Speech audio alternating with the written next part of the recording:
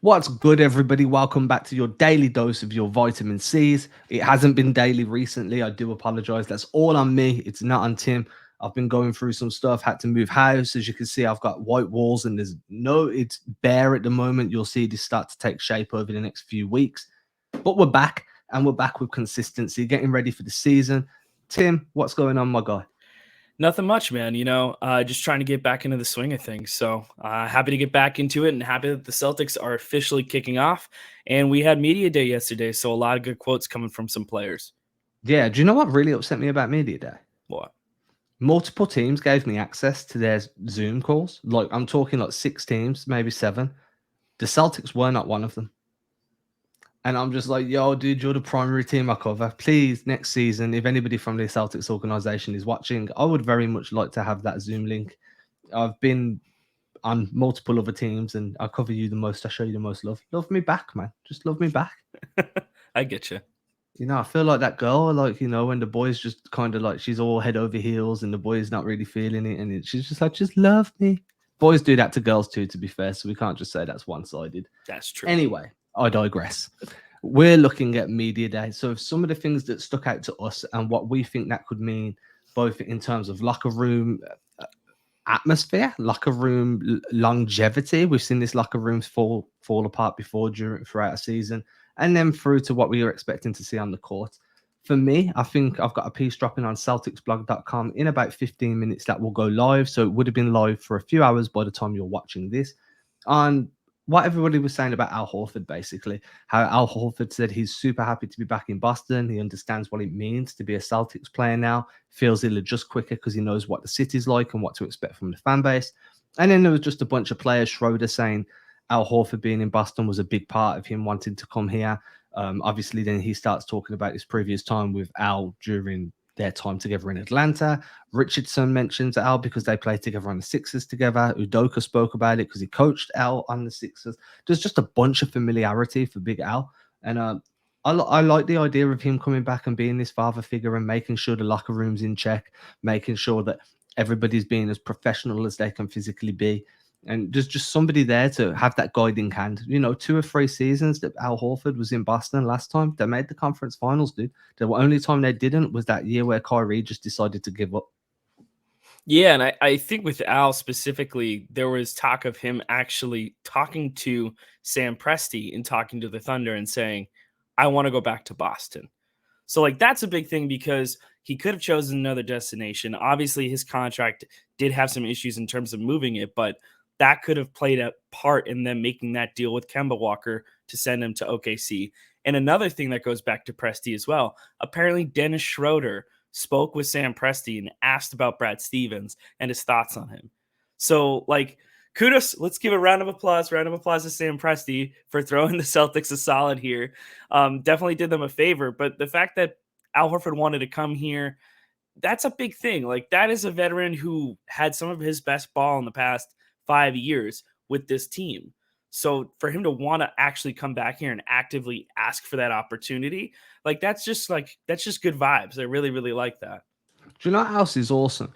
It's like Al Horford did the Thunder a solid by agreeing to just basically get shut down for the year. That, in my opinion, Al Horford was helping them win, and Presti was like, "Dude, what we need to do is lose, so you can't play right now." Horford's a professional. He doesn't cause any locker room disharmony. Carries on with like being, making sure his body's right, making sure he's available if needed, and in return, Presti plays ball and helps him orchestrate and move back to the team that he wanted to go to. Gets Kemba Walker, flips Kemba Walker for some more assets. I'm all in on Sam Presti as the best friend to Boston right now because he seems to be the guy pulling the trigger on all these crazy deals and then figuring out ways to get, what's the word I'm looking for here? Fungible assets in return. There we go. See how I went for NFTs, but these are real players, so we'll just go with fungible. But no, in real terms, like, I think Horford being back is great. I loved what Rob Williams had to say about him and Cantor in that way, saying that they're two of the biggest influences on his life since he's been playing basketball, both on and off the court. With Al being a family man, being an ultimate professional, Cantor with the way that his effort always comes fully direct on the court. I think Rob was like, the dude's capable of 30 rebounds a night if you give him the opportunity. And then all the way through to just like the positivity and the good vibes, as you say, man. And this is a good vibes off season. I don't feel like there's anything where I'm looking at it being like, oh, there's some stank coming off that, or oh, this is gonna blow up in somebody's face, or oh, this is all gonna go fucking pear shaped. Everything feels very copacetic right now. And when you look at some of the players that were talking, one of the things that really shocked me was the self-belief that was just oozing out of Josh Richardson. I don't know if you watched his press conference and then watched what he was speaking to Amanda Pflugrad and Mark D'Amico about on the Celtics website, but that dude just oozes self-confidence, man. It looks like no one believes in him more than he believes in himself. Oh, that's a good thing because the Yeah, dude, Celtics I are mean, going it's to need that. important. I mean, you need those kind of players to buoy your team. So I guess it's important to, have those kind of players that you can depend upon. And I think the fact that he's had experience with Al Horford helps. The fact that he's had experience with Udoka helps, like we talked about before. But just having a guy who is confident in his role and knows the kind of additions and parts that he can play in order to help this team win. I think for me, the one thing he was talking about was consistency. He was like, "Oh, I've had stretches last season where I was, on a good run of scoring, and then all of a sudden it just fell off the cliff, and then all of a sudden I sucked when it come time to hit open shots." And he's looking for consistency there. But it's definitely one of those things where I think a lot of guys, when they come in, they want to be consistent. I think that's a part of wanting to contribute when you're in a new team. And I think if you're a younger player, like that kind of pressure applies differently than it would be if you are a guy like Josh Richardson, who's had experience playing with championship caliber teams, all-star, MVP caliber players. So hopefully that kind of helps buoy him. But I think the stability of Boston will help him. I think this is a mutually beneficial situation. Yeah, I mean, like they asked him. I think D'Amico said to him, like, "Dude, you haven't even had a practice with your new team yet, but you were happy to sign an extension. What was the reason?" And obviously, what? Money. Yeah, the answer should have been cash, dude. This is cash money. This is a business. And Richardson looked like he was trying so hard not to just be like, "Dude, I want to get paid," but like when he was talking, he was like, this obviously I've seen Boston. I've been a fan from what they're doing from afar. Now I'm in the organization. I want to give myself every opportunity to be in a winning position. And I understand it. I get it. But no, this came down to money. The extension was for money. It's guaranteed money, regardless if you remain in Boston or not. You're getting paid. I like that. I don't know if you watched this, so I'm basically just spewing stuff at you under the assumption that you saw what I saw. I But saw clips. they said to Richardson, like, "Hey, you've played with Luka. Now you're about to play with Tatum. What do you see the differences being between the two? And how can you see yourself slotting in next to Tatum in a complementary way, considering sometimes you struggle to do so with Luka?" Richardson was like, "Yo, with Luka, you get in where you fit in." That's a quote that is directly out of his mouth. You get in where you fit in because Luka can do pretty much everything. And if you look at the Dallas Mavericks media day yesterday, Luca basically admitted that Jason Kidd turned around and said Luca needs to trust his teammates more and feed the ball more. And Luca was like, "Yep, that's something I need to work on." So that all marries up. It wasn't a knock on anybody. But Richardson then says with Tatum, what he needs to do is whether it's Richardson's bringing the ball up or which Richardson's operating as a screener or a decoy cutter. It's all about getting Tatum to his spots and then allowing him to get to work from there and making him feel comfortable that his team are working with him to see him succeed rather than his team being stationary while he tries to succeed. So it looks like there's already been that mentality shift of, hey, just because we're not on the ball doesn't mean that our movements don't have reactions and don't make easier lanes to the hoop or easier screening opportunities down on the low block. Off ball screens are going to be super important too. I like Richardson at the moment. I think I was very impressed with the way he handled himself. Or however, I would have liked him to just admit he signed the extension for the cash. Yeah. And I think he's a welcome addition, especially when you look at the bench rotation.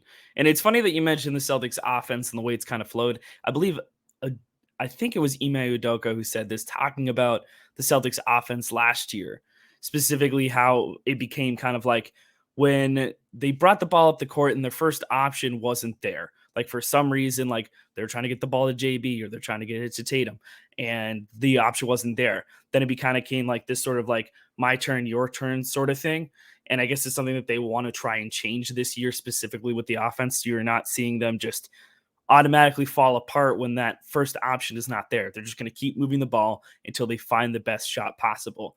And I personally love that. It's very much like a Spurs mentality.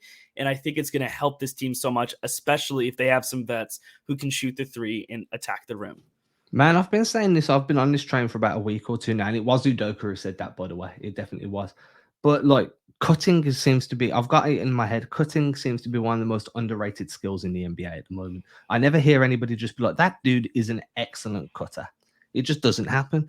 And then when you talk about screens, the majority of people will be like, he flipped the angle on the screen, or it was just a straight side ball screen or a step up screen. They never seem to look at the flex screens or the wedge screens or the pins, anything that's off ball to free up somebody, to force a defense to rotate, to allow somebody to move on ball. And I think that's going to be one of the main things we see off Udoka, because unselfishness doesn't just mean the willingness to pass the ball.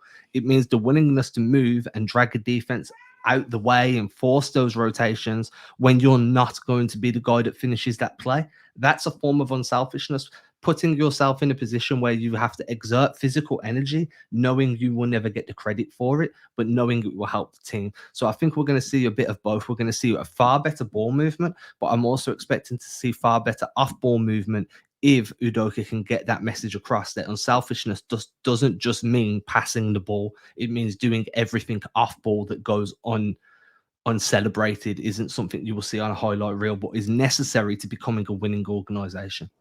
And it's funny that we talk about cutting too, because Brad Stevens specifically talked about Juan Hernan Gomez and said that, yeah, he's an excellent cutter, and apparently like repeated it at least like once or twice more during that like questioning. So like I think Brad Stevens has kept that in mind in terms of like what did we fall short on last year?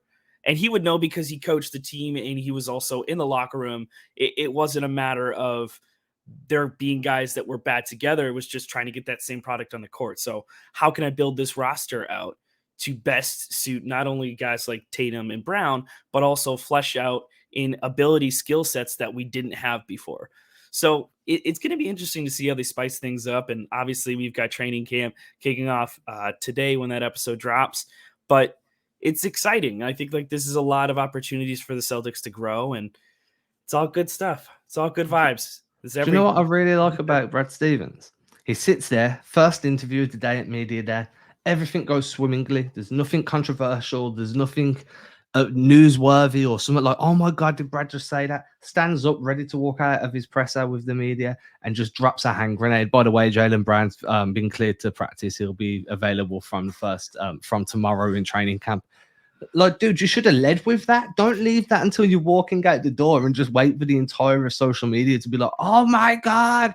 Like, I find that hilarious just because that's a very Brad Stevens thing to do. To him, that is not as important as talking about how he's no longer in charge of having to worry about the rotations, how he's getting more sleep and the phone's ringing. To him, those are the important aspects. And Jaylen Brown being available, but that's Ime Udoka's problem now, not mine. So I'll just drop the hand grenade and just walk on out. So I find that quite funny, but I am stoked that we're going to have Jaylen Brown ready to go to start the season. I was quite concerned that he'd miss a few months. And then obviously you've got that ramping up time, getting back to game level fitness and getting your feel for the game back. Yeah, I mean, I thought part of that might have been there was a video that dropped of him in the gym and he was balling out. So I just wasn't sure if, he was just trying to get back in the swing of things or if he was full green light, all systems go. So like, this is an awesome thing to see, the fact that he's able to get back this quickly. And by all indications, if he's all systems go, you're going to have him to start the season. I wasn't sure that was going to happen. I didn't know what the kind of recovery time it was going to be for his wrist surgery. So the fact is like, you're going to have both Tatum and Brown as of right now, knocking on all the wood that's near me. We're going to have both of those guys to watch from like a fan standpoint of just being able to watch this team at its full potential. That's great. That's fantastic. Yeah, dude, it's a fully healthy roster. Udoka's walking in with one thing Stevens didn't have for like 18 months. Like, it's like, yeah, everyone's healthy. This isn't what I heard happened here. Give it time, mate. Give it time. No, but seriously, looking at it, like when you look at Brown and my concern was always going to be that ramping up phase and being able to do that during preseason rather than in actual games where there's just more pressure, more physicality, more strain on the body. That's only a good thing. And whether that means that Brown still has to start in a little bit of a restriction once the games come, fine. You've done the fitness work, you've done the schematic work, you've been in training camp, you know what Udoka expects of you, and now you just got to get back to whatever your minutes per game are going to be under Udoka. That is far more manageable for me than coming back in December and being like, right, then I need to learn a whole new playbook. I need to learn a whole new set of rotations, defensive schemes. I'm not going to be ready really until the playoffs. Now we're going to have a full Jaylen Brown pretty much from get-go. And that, to me, is super important to getting a home court advantage later in the year. Yeah, and I think that'll pay dividends, especially since fans are like officially back at games. Like, this is a thing that's going to be happening this Only year. vaccinated fans do. Double vaccinated or proof of exemption. And even if you're double vaccinated, you must wear a mask. This is just the mandate that the TD Garden released. It's not just for the Celtics, it's for the Bruins too. Don't shout at us. I'm just telling you what the release said. Yeah, I have not touched the vaccine topic with the 10-foot pole for a reason. will not be touching it as an opinion-based piece, period. Yep. However, we will be back tomorrow with non-vaccine talk. We will be back talking about anything that comes out today to do with training camp. Maybe there's some news or a training camp presser, whatever it may be. We will be here to bring you your daily dose of Celtics content, live and direct from the YouTubes. Make sure to go follow me at Adam Taylor NBA on anywhere social media exists. Tim is a little bit more conservative. You can follow him over at twitter.com. And make sure that you check out his portfolio of awesome Photoshop work. He does all the thumbnails for this channel, for the channel that the same like the Celtics blog podcast I put up on here. Tim's the art guy, so make sure to show him some love there too. Tim, I'll catch you again in the morning, bro. Before we go, make sure to hit that like, subscribe, review, share, do whatever it is you need to do that makes us look amazing. Always appreciated. Peace. Peace. Cheers.